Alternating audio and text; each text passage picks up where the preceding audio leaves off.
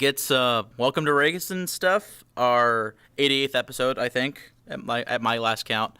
And we have a lot to talk about today. And I think before we do anything, Chris, because of course I'm here with my good friend Chris, and if you notice, I'm back. We have a lot a quick briefing we got to do for the fans. As few as there are, we have to let them know what's going on.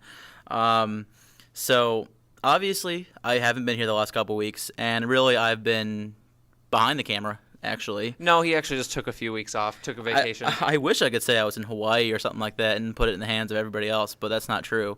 And I don't like lying to our wonderful fans, so I decided I was going to step back and let Kyle be the new co-host. I thought he had it in him, and it would allow me to focus on being the producer of Racin and stuff. Unfortunately, Kyle, the lazy bum that he is, got a job, so he can't do it anymore, and thus I'm back.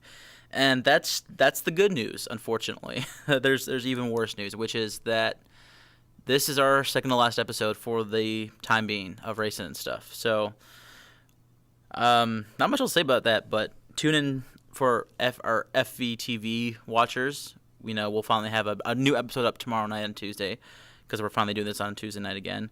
But unfortunately, it'll be the last one for a long time. We are going on hiatus, hopefully to return in a few months at best. So, hopefully, yeah, definitely. But as of right now, unfortunately, this is it. So we'll just try to make this the best episode ever of Racin and stuff. Yeah, I even altered my physical appearance in honor of the second to last episode ever. I knew it. Did you lose some weight? Did you get glasses?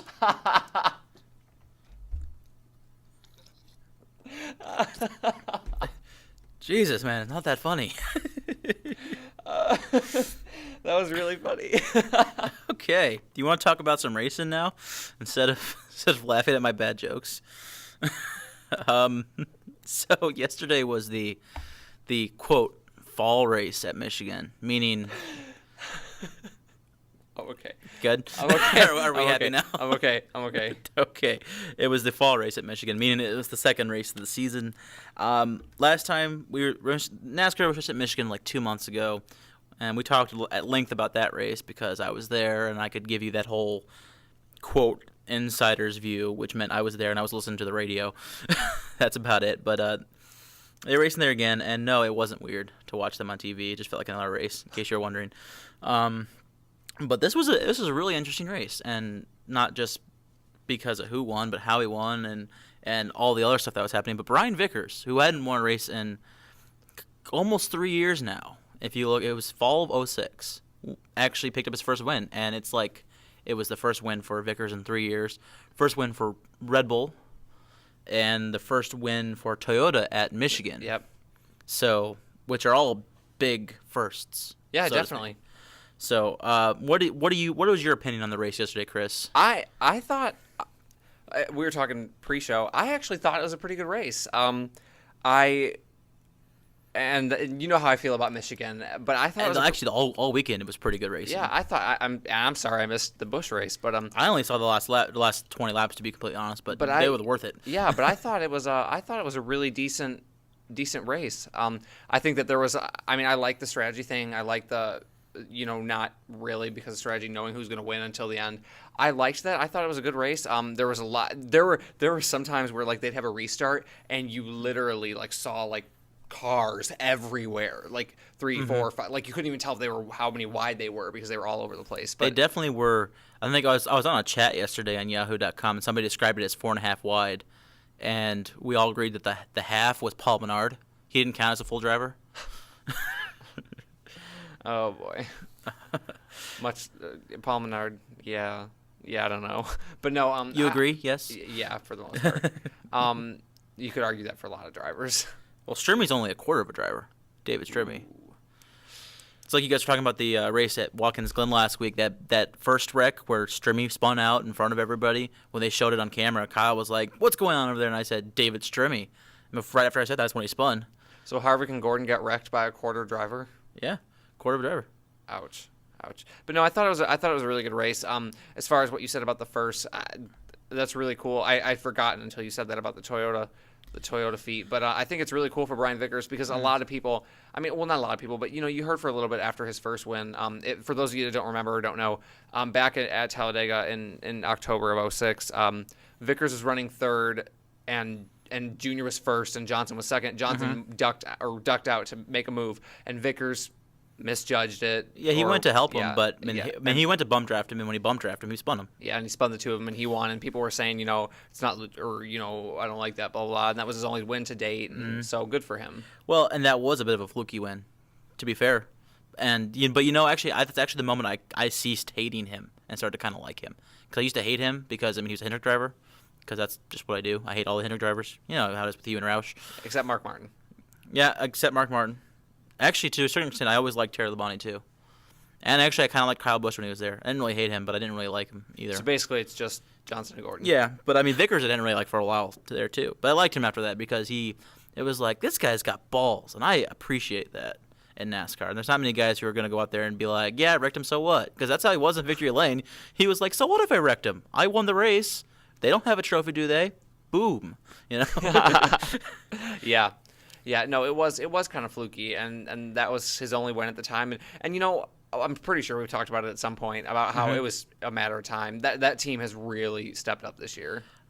I do a matter of time to a certain extent. They were definitely running well enough for a long time now, since basically the start of the '08 season, and there were flashes of it in '07.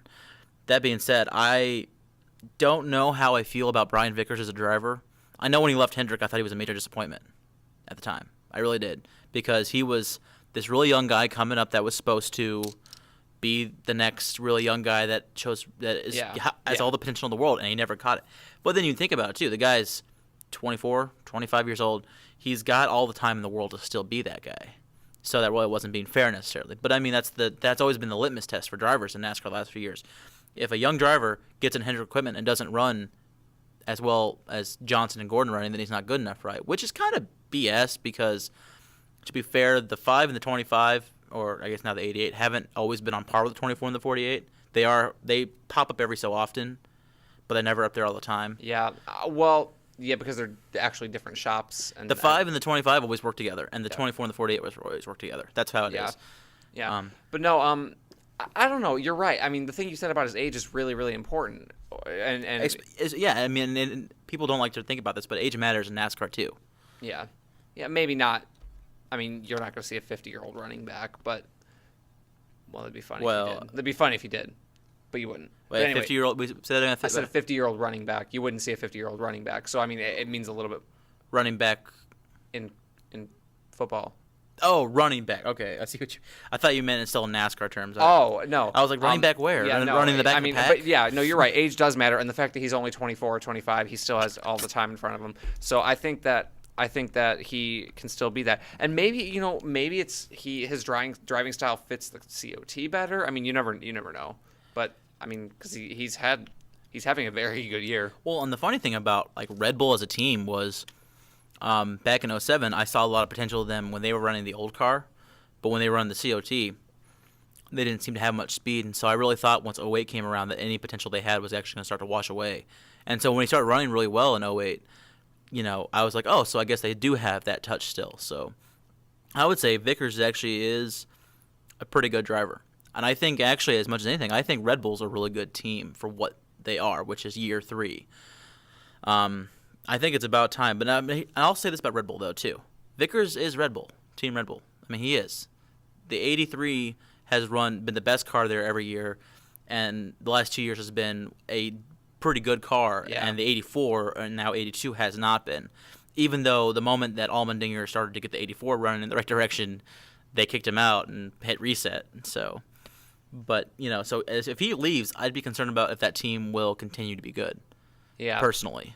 Which and you know how the sports world is. Maybe even this win kind of ups his like chances, or his what's the word I'm looking for? Like ups his value, market value. Thank you. Yeah, his value, and because he still hasn't signed. Correct, he still hasn't signed. Well, as far as I understand it, he thought they had a deal in place, and he hasn't gotten any paperwork yet. It's pretty much it.